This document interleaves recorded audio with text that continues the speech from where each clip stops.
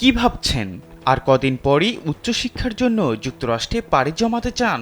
কিন্তু জানেন কি, যত দিন ঘনিয়ে আসছে ততই বিপদ বাড়ছে দেশটিতে থাকা অভিবাসীদের।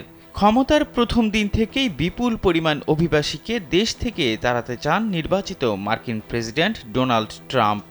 এমন অবস্থায় ঘোর চিন্তায় পড়েছে খোদ মার্কিন বিশ্ববিদ্যালয়গুলো।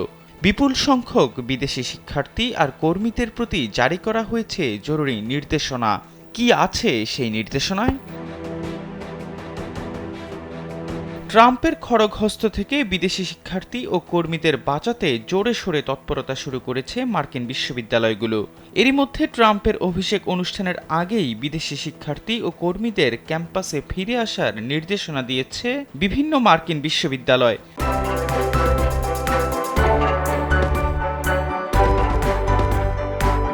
অধ্যাপকরা জানাচ্ছে, নির্বাচনের পর থেকেই বিভিন্ন বিশ্ববিদ্যালয়ের বিদেশি শিক্ষার্থীরা আতঙ্কে দিন যাপন করছেন। বিবিসির এক প্রতিবেদনে এমন তথ্য উঠে আসে।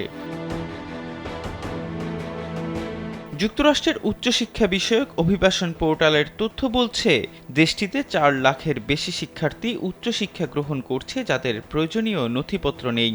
এমন অবস্থায় বিশ্ববিদ্যালয়গুলো তাদের শিক্ষার্থীদের রক্ষায় বেশ চিন্তিত হয়ে পড়েছে। কলোরাডো ডেনভার বিশ্ববিদ্যালয়ের অধ্যাপক ক্লো ইস্ট জানান, অভিবাসন সংক্রান্ত অনিশ্চয়তার ফলে শিক্ষার্থীরা এখন অবিশ্বাস্য চাপে রয়েছে। অনেক শিক্ষার্থী এখন তাদের ভিসা এবং তাদের শিক্ষা চালিয়ে যাওয়ার অনুমতি দেওয়া হবে কিনা তা নিয়ে উদ্বেগ প্রকাশ করছেন।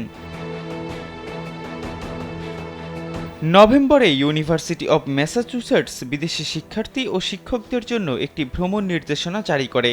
সেখানে শীতকালীন ছুটি কাটিয়ে ডোনাল্ড ট্রাম্পের অভিষেক অনুষ্ঠানের আগেই যুক্তরাষ্ট্রে ফিরে আসার জন্য জরুরিভাবে অনুরোধ করা হয়।